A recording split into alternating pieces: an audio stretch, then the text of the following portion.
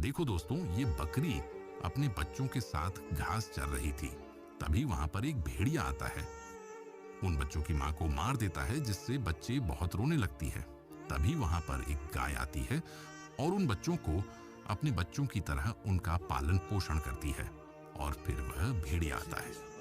और इससे पहले अगर आप परीक्षा में पास होना चाहते हैं या आपको आज कुछ अच्छा मिलने वाला है, अगर आपने इस चैनल को सब्सक्राइब और वीडियो को एक लाइक कर लिया, तभी गाय उसे भेड़िया को भगा देती है।